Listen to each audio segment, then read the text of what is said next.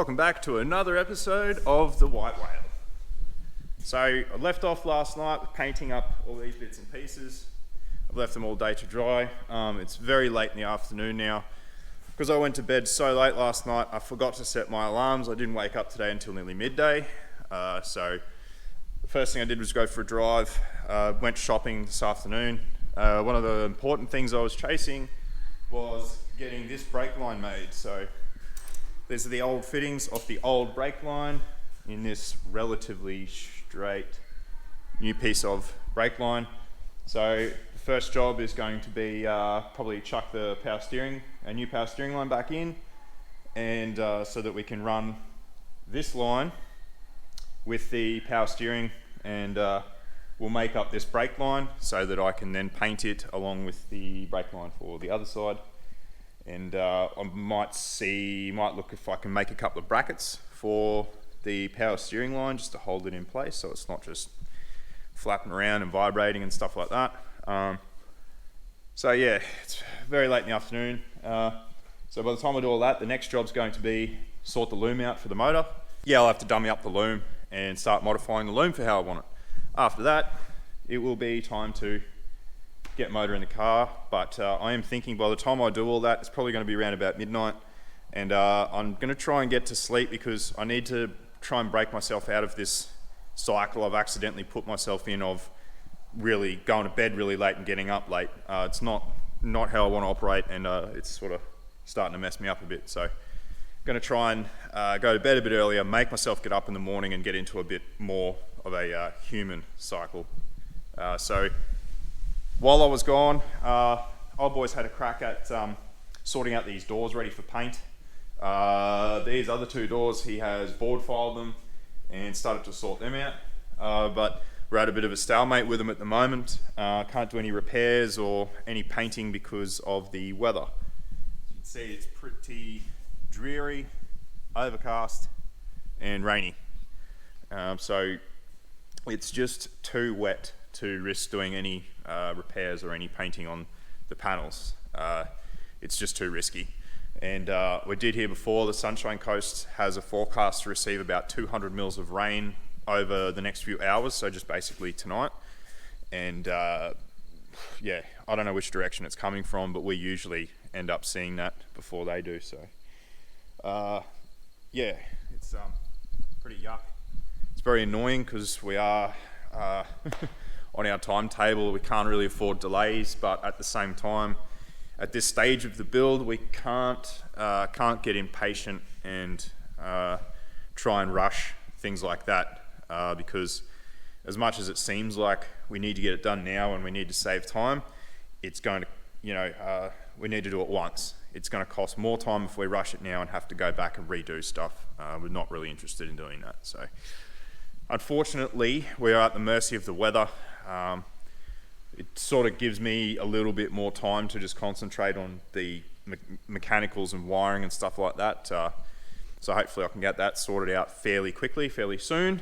And then when the weather turns good, hopefully soon, we can all get stuck into the panel work and get it done. But yeah, I'm starting to get pretty stressed out about this, the timeline of things that have to happen now.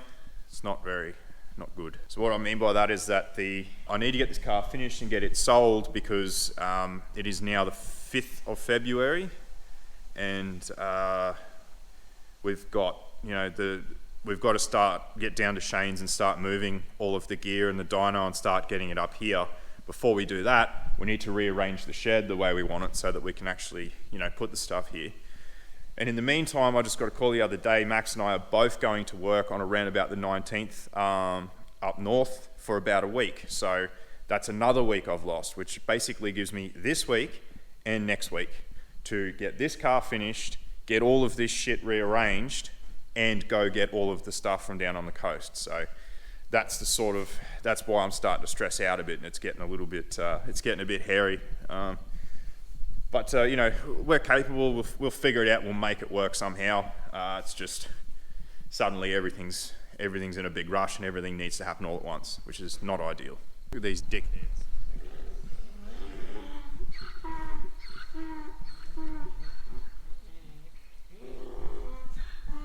carrying on like a bunch of asses. You know, some of us are trying to work over here. Pull your bloody heads in.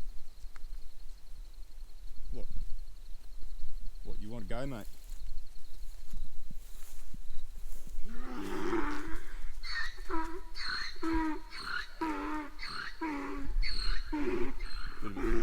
Bit of a stare down going on here.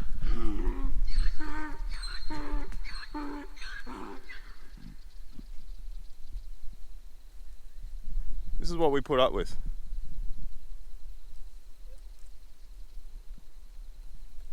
Alright. What are you doing, you weirdo? Idiots. Alright, that's enough ass on this channel.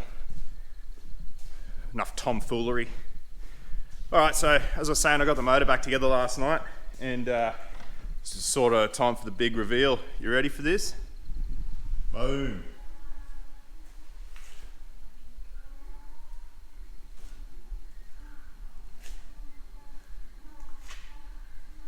Obviously the exhaust manifold's not on yet, but that's the motor. So it is going to look absolutely baller when it's in there. You get that in there and it's going to be mint. I'm really stoked. This is exactly how I'd sort of pictured it in my head when I sort of started the build, and it's coming together exactly as I'd hoped it would. So I should point out too, like we've done plenty of rebuilds where you paint the motor in, you know, just using your rattle packs like engine enamel and stuff like that. While that's convenient and efficient, I have found that stuff's just not sort of heavy duty enough. It doesn't stick. As soon as you get any oil or fuel and stuff on it, it just turns to shit. I think the Cruiser was the last one we did like that, and since then any motor that we paint, we actually paint in, and that's what I've painted. This motor and all of these components that I've painted black are all in proper industrial enamel. And this stuff, it sticks to just about anything. It won't come off, it won't flake. And once you get a little bit of heat on it and some heat into it and it bakes it, it is really hard, tough, hard wearing, highly scratch resistant. Oil, fuel, whatever, doesn't bother it, doesn't affect it. So this motor will go in like this, you can see how glossy, nice and glossy that is. And it'll stay that way. It won't flake off, it won't fade or do any silly shit like that. And then obviously the rocker cover was painted in the same 2-pack as the rest of the car. Same thing again, hard wearing, scratch resistant, chemical resistant. This thing should look $1 million like this for years and years and years. It's a lot more effort and a lot more work, but the results are worth it in my opinion. So yeah, that's what the big bad mill looks like. I am keen as to get it in the car. Yeah, I just reckon it's just gonna look so insane. I'm really excited about it. But yeah, we'll get stuck into sorting out these brake lines and power steering lines and such. And yeah, we'll try and get some stuff done tonight. So I'll just show you this. This is the power steering line that we ended up modifying. As you can see, it comes out there. I just modify that bend a bit just to make it a bit easier. Hopefully that should miss the engine mounts. It's in a bit of a dangerous spot there, but there's not too much I can do about it. Runs across and up. So the final shape on this side, I won't be able to sort out till the motor's in there and we actually know how much room we've got, where it's clearanced and where it's not. It's just how it is. But there was a hole here in the subframe, and they normally have, if I've still got it here, these sort of plastic clips to hold stuff in. As you can see, they get brittle, they break. That one's even got the back broken off it, so not exactly very reliable. So what I've done is just put a nutset in that hole, just an M5 nutset, and I've got these rubber coated P-clamps, and it's just going to be as simple as that. Just put that in there, M5 bolt, I'll just bend those tabs over a bit, and that'll hold this steering line there, nice and happy.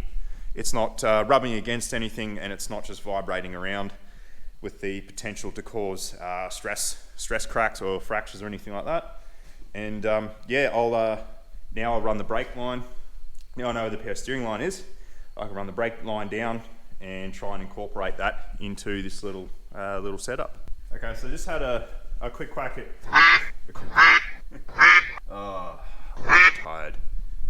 Just had a quick crack at just a little bit of reshaping of this. Got a little bit more clearance on this mount now for when the motor goes in, and that's it shaped across the top of the cross member.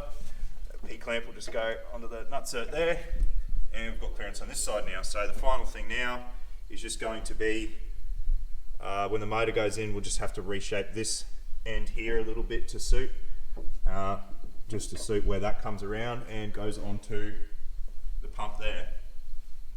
So it'll work, we'll make it work. I'm not real happy.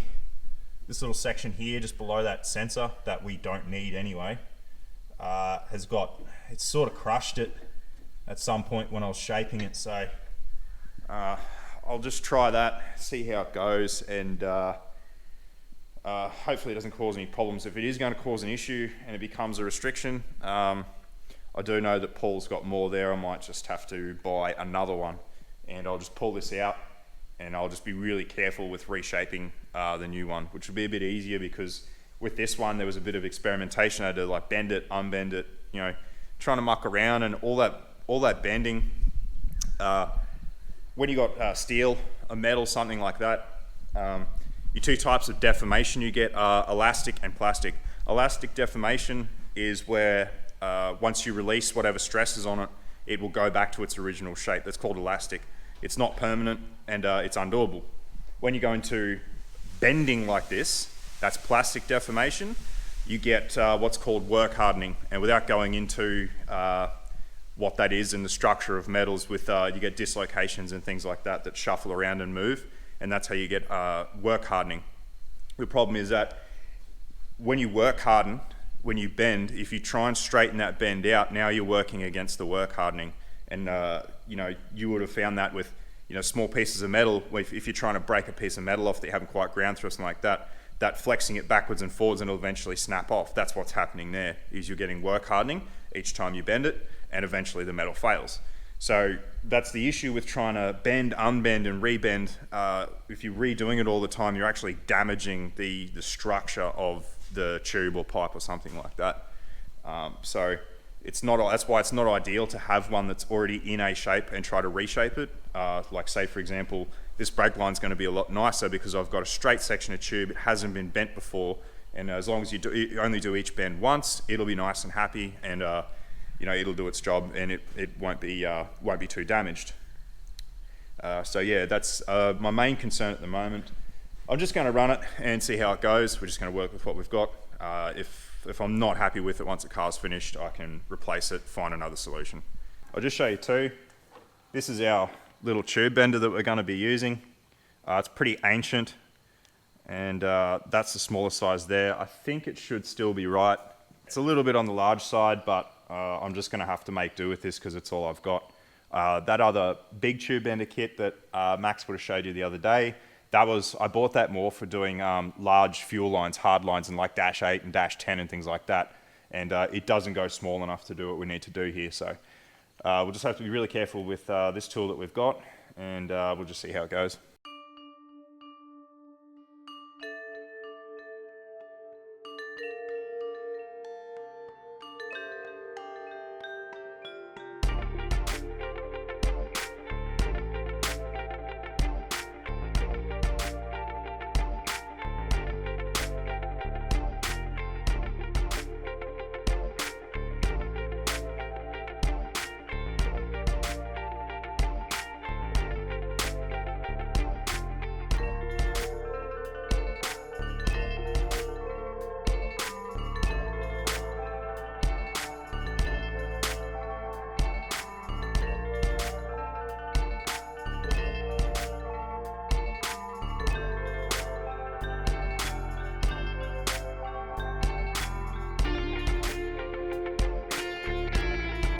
So there we have it. New brake line made. Master cylinder follows the other one. under the subframe. So there's a little hole over here and one there. I'll utilise them and just make a little bracket, or if I can find some smaller of those rubber coated P clamps, I'll use a couple of them. They're just easy as to use and they do the job. Under the other mount, up and through the guard. Then once it's through the guard, the factory into the brakes. So yeah, that took me like an hour and a half just to make that one line. You would have seen in the time lapse a couple of times, because that's just like, it was 2.1 meters of just straight tube, and you've got to try and bend it like down in the corners, and you've got all these funny shapes, and you can't always just leave the tube hanging. So what I did was this is the old brake line. I actually just cut a length of that off, and I used that to dummy up a few bends just to get started. So those first ones there, I used this piece to dummy up from the master down to about this corner here, and then bent this one out of the car so that when it went in, it was pretty close, just a little bit of adjustment, and it's all good. But it saves a lot of bending and rebending and a lot of mucking around. I then use this piece the same way, because this is an old one. I just straightened it out and bent it as much as I needed to. I made that bit there that runs across the K-frame, and it just makes things a bit easier. You just use that as a bit of a template, and yeah, so I'm pretty happy with that. It actually looks pretty neat, and yeah, I don't think there's anything over this side that'll foul on that. It's out of the way, it's underneath the motor, and yeah, I'm happy with it. It's going to be good. And that's how we make a completely custom brake line. So it cost me $40 just to have a place down the road make that up, and we reused the nuts off it just to make sure that they were right. Obviously, if they came off that brake line, they have to go back on. So that was the simplest way to do it, rather than order new ones and then have them potentially be wrong. So yeah, one job down, and I'm happy that that is done. So that is now our power steering and brake line sorted out, which was two of the sort of bigger hurdles that we had left. After this, it should all be relatively straightforward. And yeah. So the next step is to pull that back out, and I'll paint both of those front brake lines, and then they can go back in for the final time. You would have noticed too, the only problem I could see with this brake line is that you cannot get that brake line out without pulling the motor, because that little U-bone is too hard to get through the guard. I actually took it back out through that way when I pulled it out before, and put it back in. So yeah, I'll have a go at trying to get it out this way, but either way, the brake line can't come out with the motor in there. That's just how it is. It's the price you pay for being pretty. Okay guys, it's still the same day today. Oh, well, actually, technically it's not. It is nearly 2 o'clock in the morning. So I've completely fucking blown out my whole idea of trying to get to bed anytime flipping early. Just here you can see I've got the rail that I have painted black. I thought about buying a new rail, but yeah, I just can't be bothered. And I realised that one actually has overspray and some rubbing and marks on it. So, alright, something I haven't experienced before. The SD card was full on the GoPro. I guess because we're filming in 4K now, it fills up pretty quickly. So, to reiterate and start again with what I tried to say before. It's been quite a while. It's still the same day. Technically not. It's actually the next day, because it's now 2 o'clock in the morning. I've completely fucked up my idea of trying to go to bed at a decent hour and get up early. So now it looks like I'm just going to go to bed late and just have to get up early anyway, which is not going to be fun. Anyway, yeah, so I've started painting the rail and also the injectors, and that is actually an engine coolant temperature sensor. That's how stupid I've gone with this thing. We're painting everything. You can't, if it's not black, alloy or silver or white, it can't be there. So it's just ridiculous. Anyway, I didn't film any of the Loom stuff because, you know, honestly, I'm sure it would be more boring to watch than it is to do. And It took me hours to sort this piece of junk out. I've got it under control now, I think. So we've just got, that's that engine coolant temp, that's where that goes. That's the factory gauge, which I'm running a wire for. Even if I don't necessarily hook it up, at least the wire is in there. Your crank angle sensor and the ignition module, that's a trigger for your coil. I made a new bracket for the coil here and got the new coil mounted. I've run the wiring down and under like that just to try and hide it. It goes under the manifold under here and runs to a plug in the loom over here. And that's obviously the injector wiring. It's on its own little sub loom. This XF throttle body came from the wreckers, cut the wires off. So I actually used, for the first time, one of my good Deutsch DT connector kits. So this is a genuine Deutsch DT connector. I've wired that up. And these little tiny wires here, they seem tiny compared to the other wire. It's just because that is actual genuine TFX Loom wiring. So that stuff is like, yeah, rated at like 120 degrees temperature rating, you know, oil resistant, chemical resistant, blah blah blah blah. That is proper Loom wiring. So I've run that just to extend the TPS down to here, and I have incorporated the oil temperature sender and also the oil pressure sender.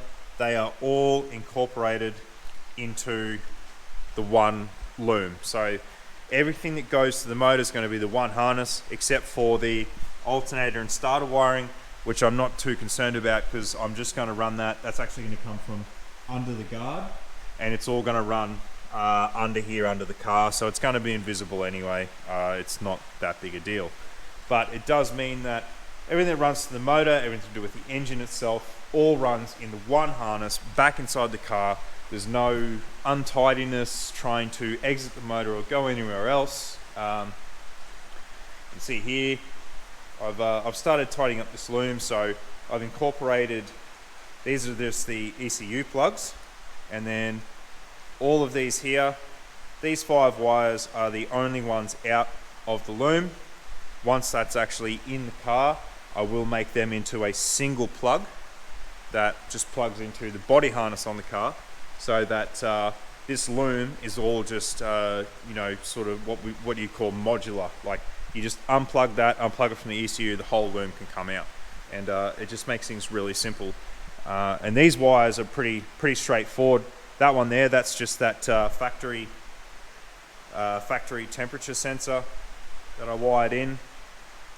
That one there is just positive 12 ignition. That's just directly to the coil pack. That one's positive battery. That's positive batteries to the whole loom. And the pink wire and green, the pink wire there is also plus 12 ignition. That's to the ECU. And the green one is the trigger for the fuel pump relay. So pretty straightforward. It's all fairly simple. This whole loom is all earthed to the one point, which is here, which is earthed directly to the motor, directed to the block, which is how it should be.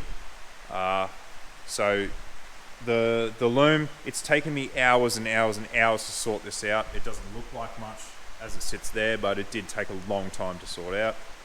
But I've finally got that figured out, so I'm pretty happy now. It's just, all it is now is just tidying it up, make it look nice. The only other thing I'm going to do is run the boost reference line for the map sensor. I'm just going to run that. I did consider running it inside the loom and having it all as one thing. I'm not sold on the idea, so I am just going to run it separate. I'm going to run it with the loom, but not inside it.